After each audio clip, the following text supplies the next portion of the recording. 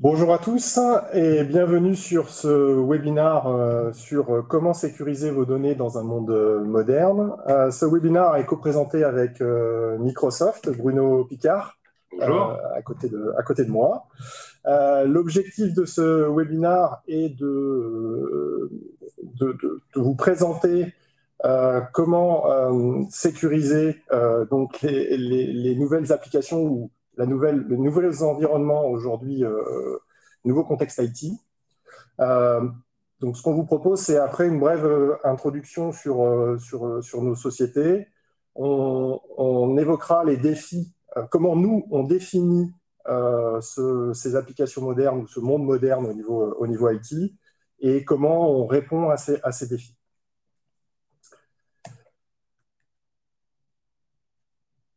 Aujourd'hui, Commvault,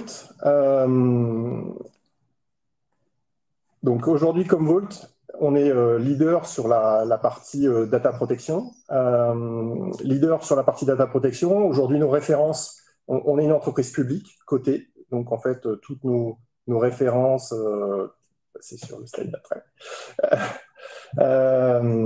Nos références sont publiques. On peut trouver tout notre historique. Notre métier, c'est de protéger la donnée de nos clients, quelle qu'elle soit. Pour protéger cette donnée, quelle qu'elle soit, on va travailler sur une plateforme unique, avec une solution qui est basée sur un code unique, développé complètement en interne.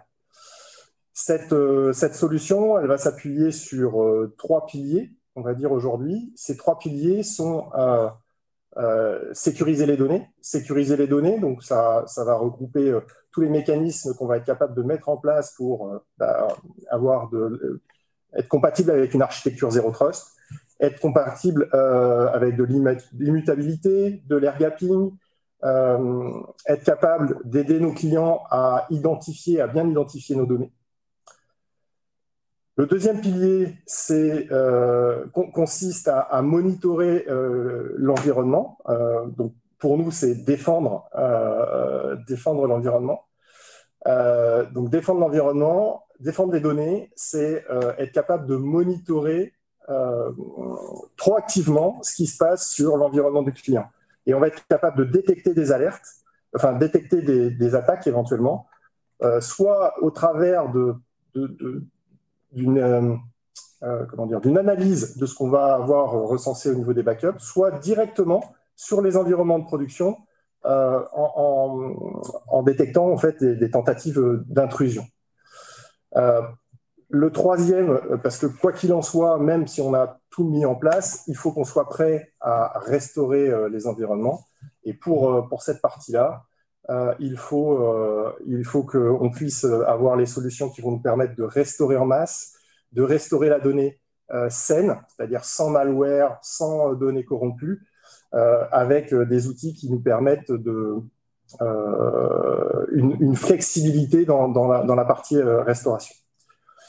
Bruno, oui. Peux-tu nous présenter un peu le positionnement de Microsoft? Oui, c'est une gageure de présenter Microsoft. Je veux bien que tu passes au slide suivant.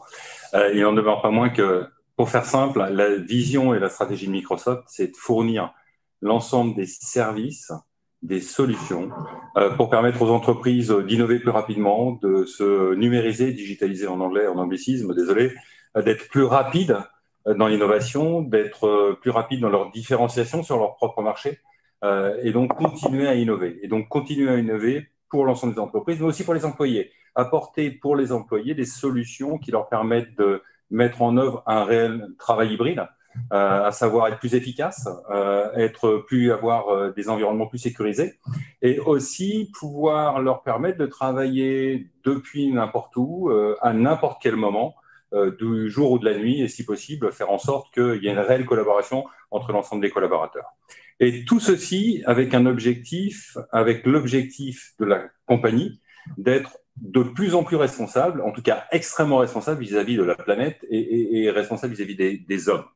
Alors, sur ce point-là, d'ailleurs, notre ambition, on a des ambitions fortes d'ici à 2030.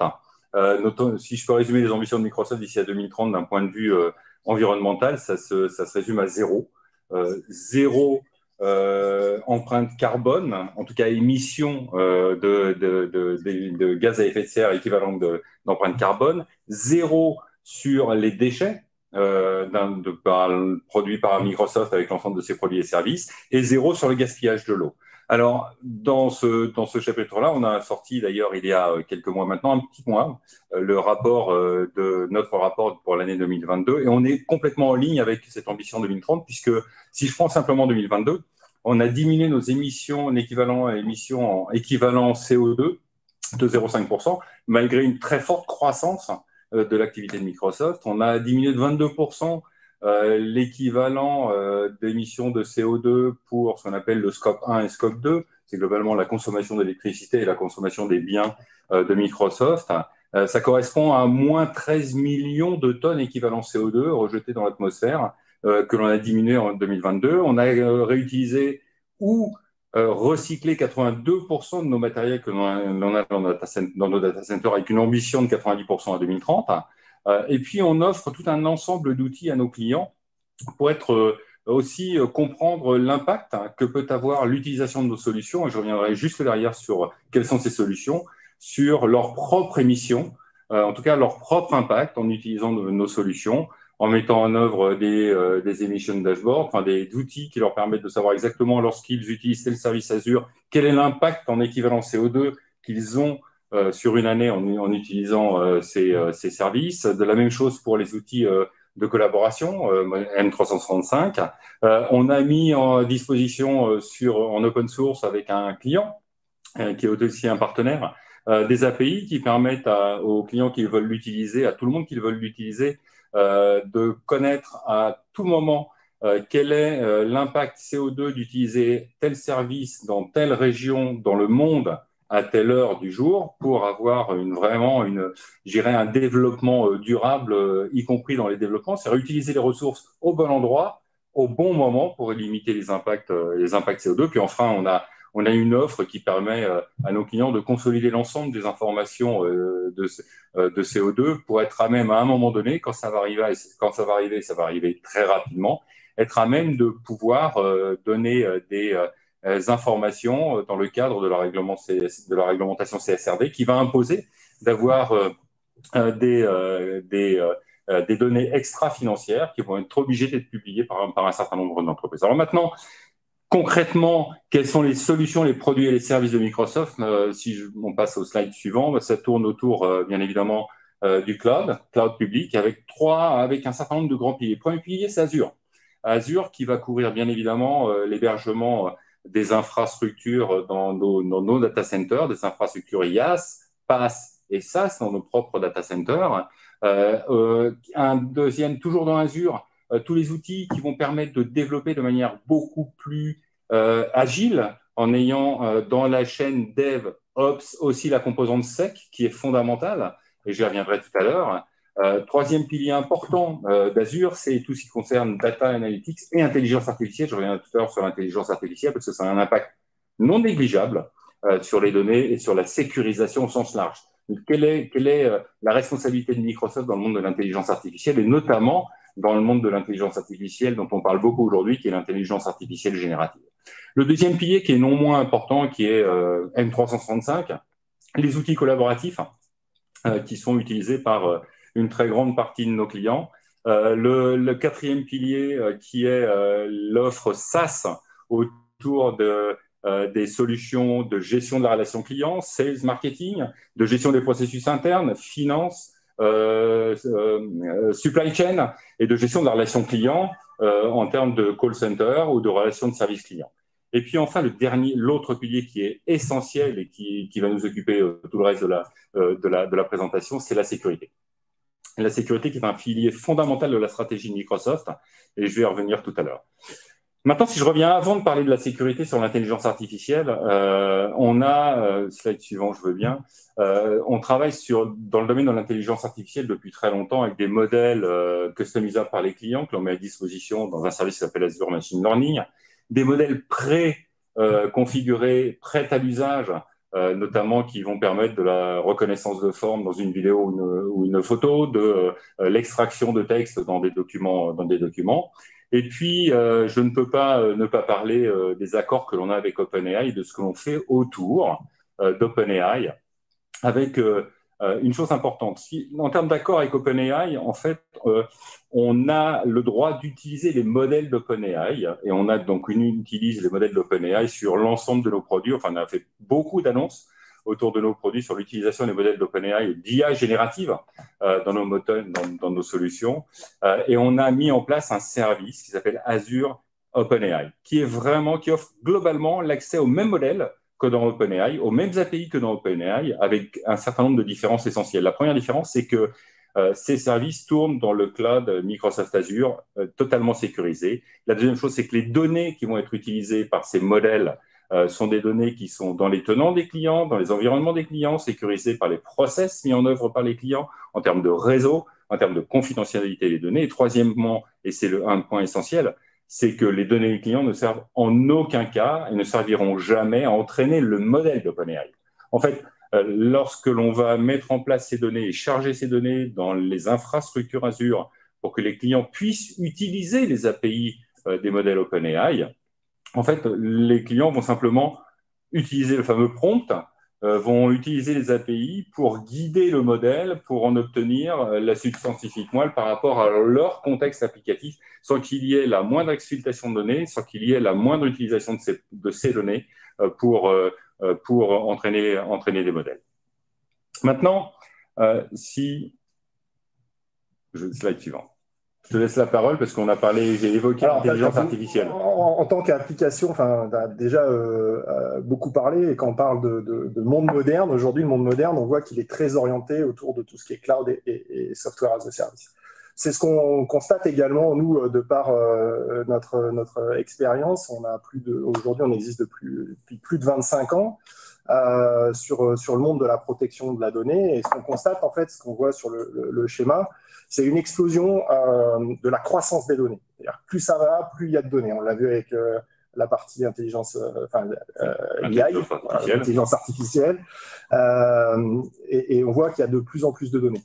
Ce qu'on voit aussi, c'est que les entreprises, elles ont connu de multiples changements technologiques. Ces multiples changements technologiques, en fait, on est parti du mainframe pour aller à l'environnement SaaS, à l'environnement OpenAI, par exemple, en passant par du client-serveur, de la virtualisation, de la containerisation, et j'en passe.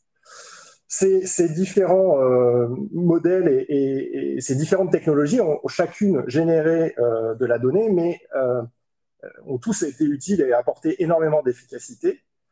La problématique, c'est que ça apporte aussi de la complexité parce que à chaque fois, c'est des couches qui sont rajoutées et en fait, on ne supprime, dans ce qu'on voit, en tout cas nous, sur les différentes entreprises et nos différents clients, c'est qu'il y a toujours en fait de la donnée qui existe en permanence, héritée en fait, entre guillemets, legacy, qu'il faut arriver à adresser. Donc en fait, ce qu'on voit, c'est une fragmentation, des silos de données, et des difficultés à gérer ces données. Donc ça génère de nombreux défis de gérer historiquement cette donnée multigénérationnelle.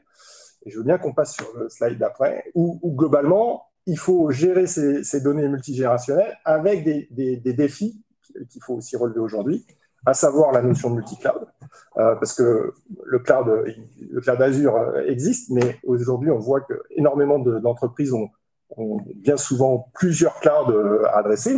On pourrait même dire qu'un cloud privé et un cloud public, ça fait déjà 2 clouds. Donc, la gestion de cette notion d'hybridation, la gestion des nouvelles applications, des applications SaaS, telles qu'on en a parlé. Donc, ça peut être du Dynamics, ça peut être de l'Office 365 qui sont très répandus. Les nouveaux modes de développement, tu en as parlé, du DevSecOps. Donc, les nouveaux modes d'automatisation qu'il faut intégrer au sein de la DSI. Et puis, également, un facteur économique qui est important, puisque avec le cloud, on apprend une nouvelle façon, quelque part, de consommer la ressource. Donc, c'est un nouveau défi qu'il faut être capable d'intégrer dans notre modèle. Le dernier élément, bien sûr, et ça fait partie de ce séminaire, enfin de ce webinaire, c'est vraiment la notion de sécurité, où ça fait le titre des journaux tous les jours sur aussi bien les attaques cyber que sur des problématiques de résilience de données. Donc, je ne sais pas si toi, tu es en phase avec tous ces défis par rapport aux entreprises. Je vais juste remonter un des points que je suis tombé sur une étude ESG en préparant le webinaire. C'est une étude qui montre qu'encore aujourd'hui, plus de 50% des entreprises estiment que la sécurité des données est plus efficace on-premise que dans le cloud. Mmh. Quelle est ta position par rapport à ça et ta vision? Ok, je viens passer au autre. La problématique, elle n'est pas de savoir si elle est plus efficace. De mon point de vue, la sécurité, elle n'est pas moins efficace dans le cloud que dans on-prem. La sécurité, c'est un travail de tous les jours et quel que soit l'endroit où se trouve la donnée, l'endroit où elle est accédée, l'application qui l'accède, il y a une vraie problématique. Ce qui est certain, c'est que tu disais tout à l'heure, la surface d'attaque potentielle, elle a complètement, drastiquement changé. Là où, pour historiquement rentrer dans un système d'information et attaquer un système d'information, il suffisait de rentrer par une porte qui était connue, vraisemblablement, je ne sais pas, le serveur web, par exemple, et puis on arrivait éventuellement avec des élévations de privilèges et des déplacements latéraux à faire des choses au sein de l'infrastructure. Aujourd'hui, on se retrouve avec des environnements qui sont complètement explosés. Des environnements ou des applications et des données qui se trouvent effectivement toujours dans les data centers de nos clients, derrière des firewalls, enfin derrière tous les mécanismes de sécurité, des mêmes applications, d'autres applications qui se trouvent être dans un cloud public, Microsoft Azure, mais aussi d'autres clouds publics, des applications et des données qui sont en SaaS, M365 ou n'importe quel autre environnement SaaS disponible. Donc ça, c'est le premier élément. Le deuxième élément, c'est que l'utilisateur, il accède à ces applications, à ces données par des moyens ou des périphériques qui sont, là encore, qui ont complètement changé. Là où, historiquement, on y accédait au travers d'un PC fourni par l'entreprise, on y accédait au sein du réseau, dans l'entreprise, au sein du réseau interne de l'entreprise, on limitait les risques. Aujourd'hui, on se retrouve avec des utilisateurs qui utilisent tout type de périphérique, un téléphone portable iOS, Android, un Mac, un système Linux en tant que client, un système Windows en tant que client, qui accède au système d'information, qui accède aux applications et aux données à toute heure du jour et de la nuit, dans n'importe quel type de location géographique. En tout cas, il n'est plus du tout dans les murs de l'entreprise, bien enfermé, ayant passé avec son badge. Donc, il y a une surface d'attaque qui est complètement explosé ces derniers temps. Et c'est là la vraie problématique que l'on a aujourd'hui, c'est mettre en place une stratégie Zero Trust, comme tu as parlé tout à l'heure, qui présume qu'il y aura, vraisemblablement, on sera attaqué, qui fasse en sorte qu'on affecte le moindre privilège possible à une personne, et en tout cas lui donner que les privilèges minimum pour qu'il puisse atteindre et faire la tâche dont il a la charge, et puis enfin faire en sorte qu'on vérifie systématiquement de manière explicite l'authentification, et non seulement l'authentification des utilisateurs, mais aussi ce qu'ils ont droit de faire à un moment donné. C'est une certitude, c'est nécessaire aujourd'hui et fondamental avec l'explosion des potentiels de surface d'attaque. Maintenant, cela étant dit, on aura beau mettre en œuvre tous les services possibles et imaginables pour limiter la surface d'attaque, il n'en demeure pas moins que une bonne sauvegarde en mode air gap si possible. Je te le fais pas dire. Pourquoi pas dans Azure avec Metallic, et il sera toujours nécessaire pour se prémunir au cas où effectivement j'ai été attaqué et que je ne l'ai pas vu suffisamment rapidement et je m'en suis pas suffisamment rendu compte rapidement. On est toujours sur la dernière ligne de défense, enfin la dernière ligne de défense. Maintenant, pour répondre à ces problématiques, je veux bien passer au slide suivant. Microsoft a une stratégie en termes d'une offre de sécurité qui est une plateforme de sécurité. Une plateforme de sécurité qui a pour objectif de couvrir l'ensemble de ces surfaces d'attaque. Et la première des choses que l'on pense en général lorsqu'on parle de Microsoft, c'est fermé. Microsoft doit sécuriser Azure et puis on n'en parle pas. Microsoft doit sécuriser Windows et le reste, on n'en parle pas. Absolument pas. L'offre de sécurité de Microsoft, elle est totalement ouverte. lorsque l'on va parler de sécurité, de Defender for Cloud, on est à même de sécuriser non seulement les environnements Azure, mais on est à même de sécuriser les applications qui vont tourner dans les autres environnements cloud publics, on est à même de sécuriser les applications qui vont tourner dans les environnements on-prem, on va sécuriser tout type de périphériques, que ce soit iOS, macOS, Android, Linux ou bien évidemment Windows.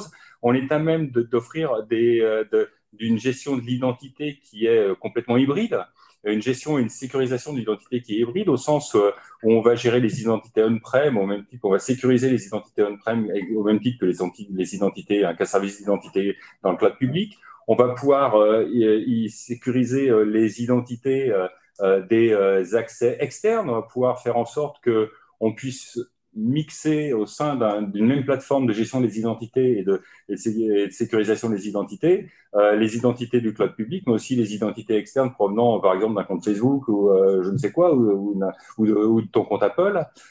Et on a pour objectif d'avoir une vue holistique et de pouvoir offrir une plateforme complète qui a pour objectif de réduire la surface d'attaque. Et une fois qu'on a réduit cette surface d'attaque, Microsoft Sentinel, qui est notre SIEM, qui est un SIEM full SaaS, qui est un SIEM full SaaS complètement open, parce que bien évidemment, il se charge d'aller collecter des événements d'incidents et les événements qui peuvent survenir sur l'ensemble de son infrastructure. Sur l'ensemble de son infrastructure, c'est du on-prem, c'est du cloud public Microsoft, c'est du cloud public autre que Microsoft, c'est des applications SaaS qui peuvent tourner dans d'autres clouds publics, c'est des périphériques qui sont connectés, enregistrés dans l'infrastructure pour permettre d'avoir une vision holistique et pouvoir observer et répondre le plus rapidement possible à des incidents qui peuvent survenir. Maintenant, lorsque je parle de ça, on peut se dire, OK, Microsoft sont gentils, ils ont une belle plateforme a priori qui est ouverte, qui couvre tous les périphériques, qui couvre à peu près toutes les surfaces, tous les domaines de surface d'attaque potentielle, mais que pèse Microsoft dans le monde de la sécurité? C'est suivant, je veux bien. Microsoft, en fait, a fait des énormes investissements dans le monde de la sécurité. On a doublé notre chiffre d'affaires en 2 ans, pour faire simple. Entre 2021 et 2023, on est passé de 10 milliards de dollars à 20 milliards de dollars. On a dépassé la barre des 20 milliards de dollars au mois de janvier de cette année, en 2023. Sur les outils de sécurité. Quand je parle des outils de sécurité, je ne parle pas de la sécurité qu'il y a dans Azure, je ne parle pas des firewalls qu'il y a dans Azure, du service de firewalling, je ne parle pas des réseaux privés virtuels qui sont dans Azure, je ne parle pas des bastions disponibles dans Azure, je ne parle pas de tout ce qui est chiffrement chiffrement à la volée, chiffrement à treste ou chiffrement in transit, comme on dit, dans les solutions Azure. Je parle simplement de toutes les solutions qui permettent de diminuer les surfaces d'attaque en dehors de la périphérie Azure en tant que telle. D'accord ? Aujourd'hui, on a dépassé la barre des 20 milliards de dollars. Pour donner quelques chiffres qui, moi, me semblent vraiment symptomatiques, c'est 70 millions de tentatives de corruption d'identité et de mail, de mails qui ont été bloqués en 2022. C'est 2,7 millions de sites enregistrés qui ont été successful. C'est 65 milliards de signaux qui sont traités par jour par notre centre de sécurité. L'objectif étant de regarder et d'observer l'ensemble des signaux qui peuvent être analysés pour pouvoir, se préparer en tout cas, être le plus au fait possible des nouvelles tactiques pour rentrer dans les systèmes d'information, pour violer des identités, pour essayer d'arriver à pénétrer le système d'information ou pour essayer d'extraire de la donnée. Et c'est aussi pour nous le moyen d'améliorer toujours plus nos produits. Je rappelle, Sentinel, c'est un service SaaS. On a beaucoup de services qui sont en mode SaaS aujourd'hui, qui ne sont pas exclusivement Microsoft Azure, mais qui sont vraiment hybride multi-cloud, et les 2 mots sont importants, hybride et multi, et c'est fondamental. Et qu'en pensent les analystes, suivant des solutions de sécurité, individuellement, dans chacune des catégories que peut analyser un Gartner ou un Forrester, les solutions qui sont sur la plateforme, qui est complètement intégrée, sont reconnues par ces 2 cabinets d'analystes dans les catégories qu'ils ont définies eux-mêmes comme étant systématiquement leaders. Ça veut dire qu'on est extrêmement crédible pour permettre à nos clients de diminuer la surface d'attaque en utilisant et d'avoir une vraie stratégie Zero Trust et de faire en sorte que s'ils implémentent ces services, ils puissent complètement sécuriser leur système d'information. Maintenant, sur le slide suivant, je vais simplement me focaliser sur la sécurité des données en tant que telles. Parce que sur la sécurité des données, en dehors du chiffrement, j'en ai parlé tout à l'heure, il y a plein de choses que l'on peut faire, il y a plein de choses que l'on puisse faire avec des services que l'on offre sur la plateforme de sécurité qui s'appelle PureView, pour faire simple, qui ont pour objectif de connaître ces données, les classifier, les faire en sorte de mettre à niveau des niveaux de confidentialité, gérer le cycle de vie des données, gérer ce qu'on appelle la data loss prevention, faire en sorte que l'on puisse limiter, c'est pas limiter, bloquer l'extraction de données. Quand on parle d'extraction de données, c'est pas simplement envoyer un mail avec un fichier, hein, c'est ne pas pouvoir imprimer, ne pas pouvoir transférer à quelqu'un d'autre, etc. Limiter les communications d'informations et de données entre des groupes Teams qui n'ont pas, par exemple, vocation à se partager de l'information. Enfin bref, toute une suite de logiciels qui sont intégrés à la suite de sécurité qui permettent réellement de complètement maîtriser ces données. Et enfin, un pilier important de cette suite PureView, c'est la gouvernance. Être sûr que les données que l'on a mis dans nos infrastructures, ou qui sont on-prem d'ailleurs, que l'on a mis dans nos infrastructures, dans d'autres infrastructures de cloud public, elles suivent les réglementations en cours, soit les réglementations européennes, soit les réglementations locales, soit les réglementations associées à un métier particulier ou un vertical particulier, par exemple le monde de la finance ou le monde de la santé. Et ça, c'est vraiment essentiel dans notre stratégie, c'est d'avoir une stratégie de bout en bout sur l'imitation de la surface d'attaque et une stratégie qui permette de maîtriser ces données, d'être certain que je vais pouvoir complètement limiter les accès à ces données, en tout cas aux personnes qui sont autorisées, en tout cas le faire de manière totalement sécurisée. Et c'est un point important avec OpenAI, ou avec la data au sens large, puisqu'on a fait des annonces récentes autour de la data et de l'analytique et de l'OpenAI, et le fait que les données soient protégées, puissent être protégées par ces environnements logiciels, garantissent une non-exfiltration, une non-utilisation de ces données à des fins par d'autres, une non-utilisation, un non-chiffrement de ces données, de manière volontaire. Maintenant, tous les outils sont là. Les outils sont là à la fois pour l'on-prem et le cloud public, que ce soit on-prem, cloud public, ça ne change rien. Si on ne met pas d'outils de sécurité en on-prem ou si on ne met pas en œuvre les outils dans les clouds publics, effectivement, c'est potentiellement moins sécurisé bien que de l'on-prem.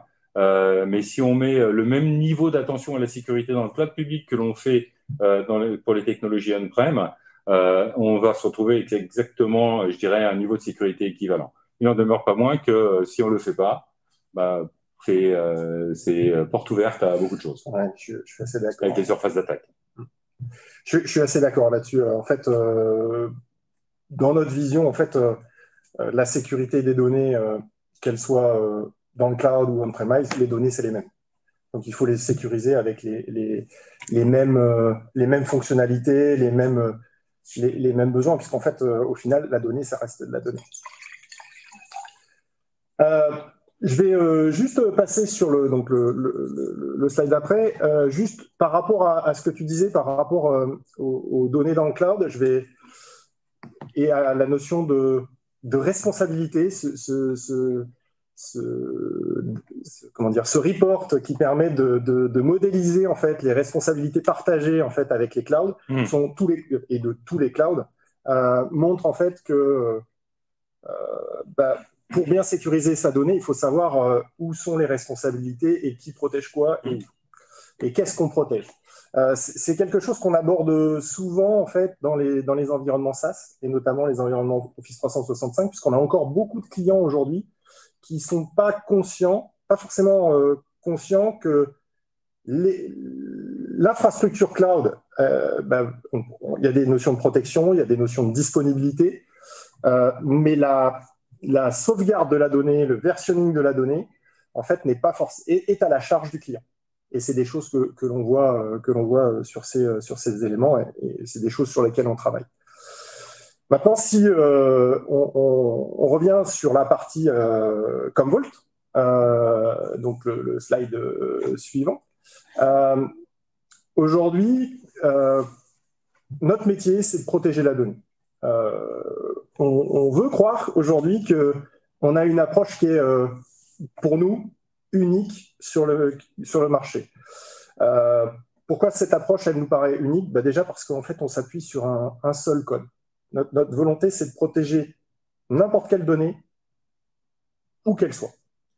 Donc, pour protéger n'importe quelle donnée, où qu'elle soit, au travers de notre solution, encore une fois, je le répète, est basée sur un seul code, développé tout en interne, en fait, il faut que n'importe quelle donnée, ça veut dire qu'il faut qu'on ait la couverture applicative pour l'ensemble de notre code. C'est pas nous qui le disons, on a aujourd'hui, et c'est vraiment une volonté de développement de notre part, la couverture applicative la plus large du marché, c'est le Gartner qui le dit. Et ça, le fait d'avoir cette couverture, ça apporte d'énormes bénéfices. Ça apporte déjà, la simplification de la gestion de la donnée. On va avoir la convergence des rapports, la mutualisation des infrastructures, le fait de tout avoir sur une seule et même interface. On le voit ici, on va être capable de mixer plusieurs clouds sur une même infrastructure. Donc, ça va apporter de la simplification. Quel que soit l'emplacement, ça, c'est dans l'ADN de Commvault. En fait, on a développé notre solution, elle est développée afin d'être agnostique à toute infrastructure. Donc, on va être capable de décliner cette plateforme aussi bien de façon logicielle que sur des appliances, et même en mode SaaS. Et cette déclinaison en mode SaaS, on en a parlé un petit peu tout à l'heure, c'est la partie métallique. Métallique, en fait, en quelques mots, cette déclinaison de Commvault sur la partie Software as a Service, c'est donc notre fort partenariat avec Microsoft, sur lequel on a déployé Commvault dans Azure. Ça s'appelle Métallique et ça nous permet en fait de simplifier quelque part tout ce qui est gestion de l'infrastructure de sauvegarde. Donc, et d'avoir les mêmes fonctionnalités, de bénéficier toujours des mêmes fonctionnalités, quel que soit l'endroit où on va déployer la plateforme. Sachant que tous ces déploiements, en fait, à chaque fois, c'est pas exclusif. Enfin, on est vraiment sur un et ou. D'accord? Donc, on est capable de cumuler tout d'avoir une vue globale sur la même plateforme. Donc, je le disais, on va avoir les mêmes fonctionnalités.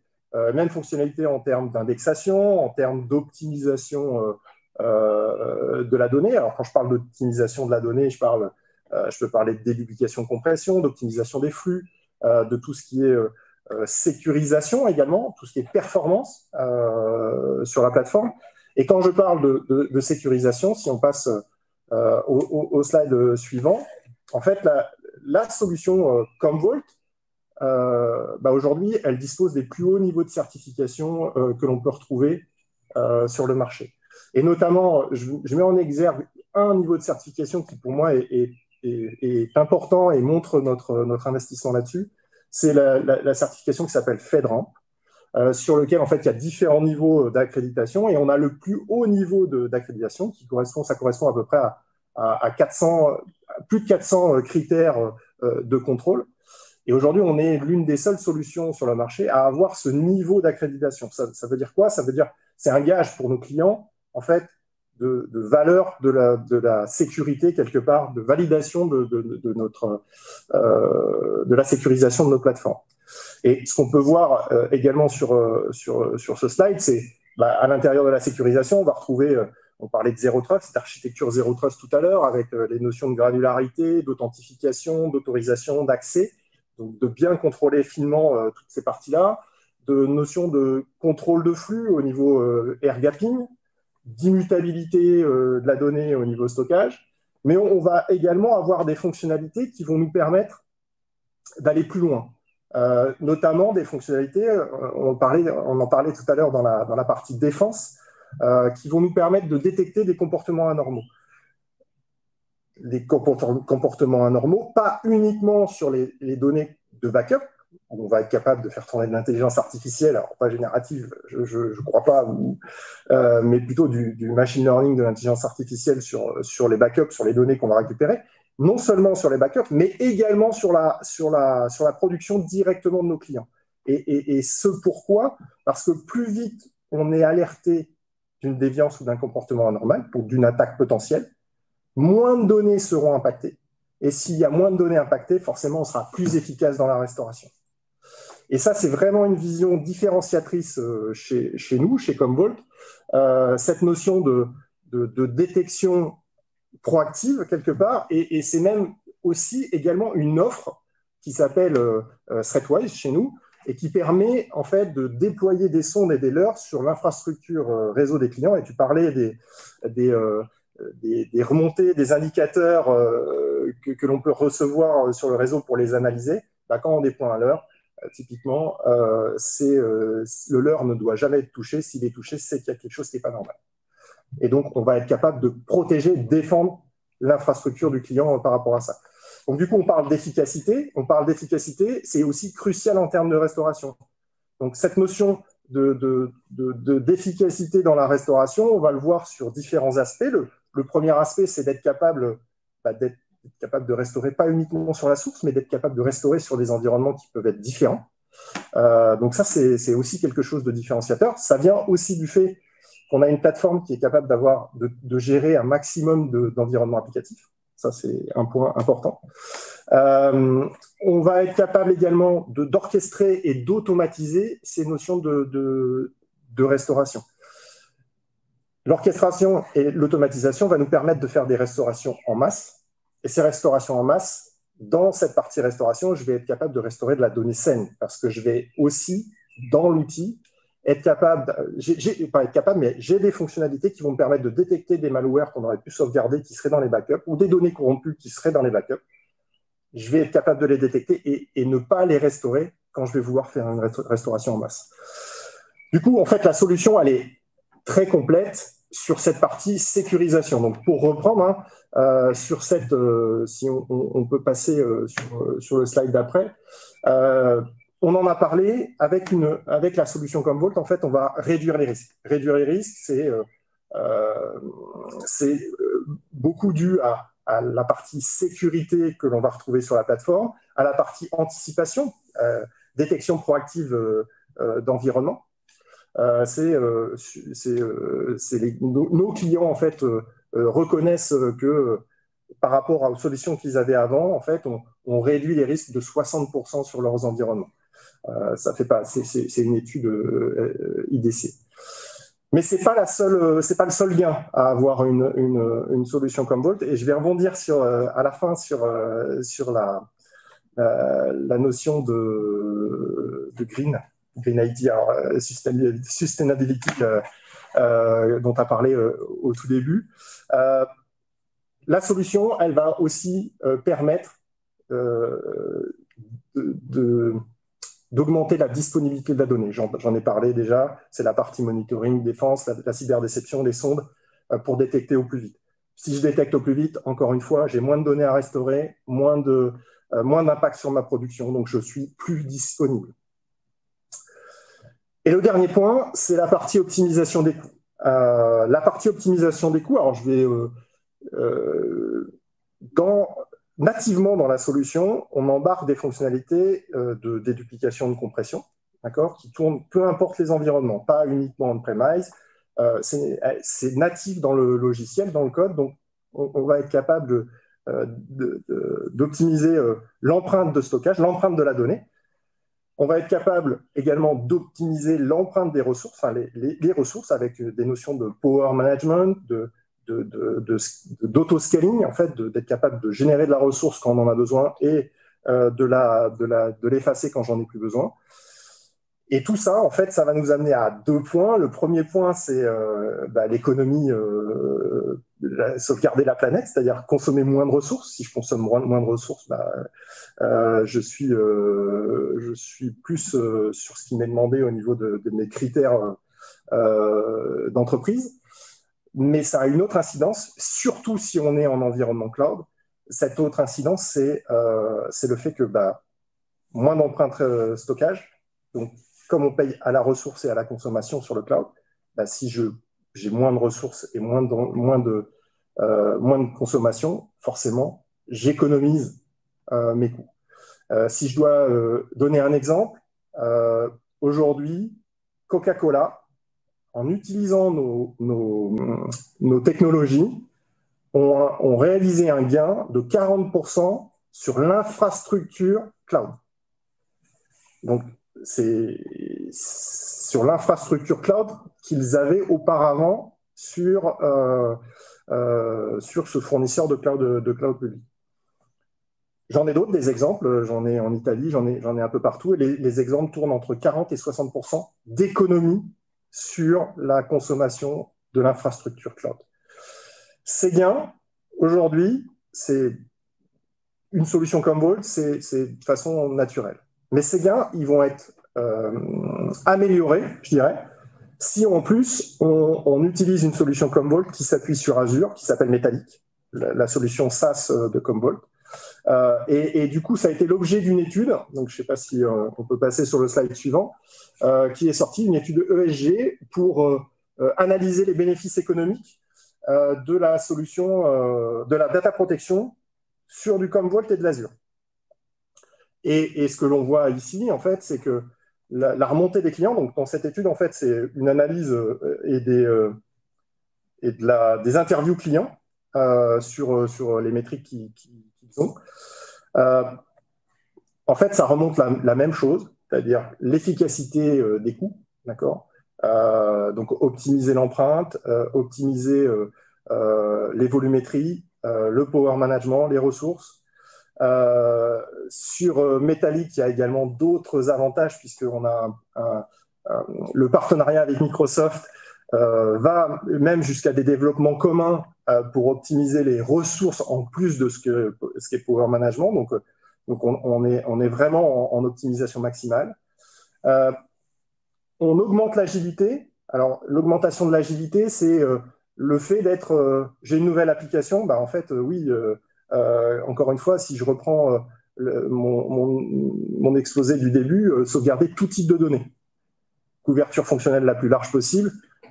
Du coup, en fait, je ne me pose pas la question de savoir comment je la sauvegarde. Je la rentre dans mon périmètre et je suis capable de libérer mes ressources, plus pour essayer de trouver des solutions sur le besoin ponctuel, mais vraiment de me consacrer à la partie business. Et également réduire les risques, mais ça, on l'a vu au travers des solutions de la description autour de la sécurité sur l'environnement. Donc voilà. Je voulais juste rebondir sur un des transparents que tu as montré tout à l'heure qui me semble intéressant, qui est le responsibility model dans un environnement cloud public. La différence entre l'on-prem, le IaaS, le PaaS, le SaaS. Ouais. Et je voulais simplement mettre en exergue le fait que je sois en on-prem ou dans le cloud public, et notamment dans le cloud public en IaaS, qui est le plus haut niveau de responsabilité que l'on laisse aux clients, en fait, et que nous, Microsoft ou n'importe quel cloud public, ne prend pas la responsabilité. Il y a toujours le système d'exploitation, le réseau, les applications, l'identité, la gestion de l'annuaire, les identités, les comptes, les devices. C'est pas au clouder public de gérer les devices et le fait qu'ils soient sécurisés, et puis l'information et les données. Eh bien, tout cela, c'est couvert par l'ensemble des suites de Microsoft autour des Defender, des différents Defender, de Purview pour les données, etc.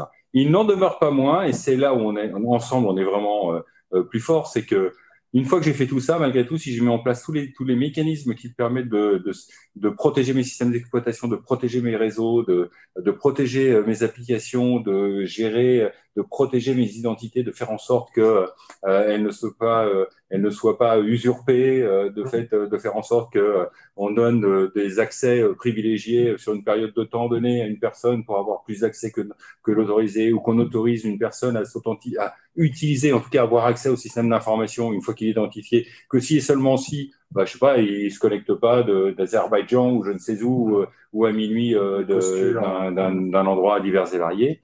Il n'en demeure pas moins qu'une fois que j'ai fait tout ça et donc diminué ma surface d'attaque, que ce soit on-prem ou cloud public, ça ne change strictement rien. La composante sauvegarde avec métallique notamment reste un prérequis obligatoire. Tout le monde se rappelle d'un événement malheureux qui a eu lieu à Strasbourg il n'y a pas si longtemps que ça, qui mettait en exergue le fait que, OK, c'est sécurisé, les infrastructures sont sécurisées, même si j'ai mis en place tout ça, si je n'ai pas la bonne sauvegarde au bon endroit, protégé, avec de l'immutabilité, avec du air gapping, avec de la compression de la duplication pour avoir un impact, pour diminuer l'impact sur le coût de l'infrastructure, ça ne sert pas à grand chose, entre guillemets. Le bon nombre de copies, parce que si on parle de Strasbourg, le bon nombre de copies, la bonne réplication, les bonnes optimisations par rapport à tout ça, oui, tout à fait. Et on est extrêmement complémentaires dans l'ensemble des stacks de responsabilité du client. Tout à fait. Je sais pas, pour ma part, je vous remercie pour votre attention. Je sais pas s'il y a des questions ou si vous voulez adresser différentes choses. Alors, moi je les vois pas. Ça devient compliqué là. Alors, quelles sont vos recommandations concernant les risques émergents de tierces personnes? Third party, risque émergent.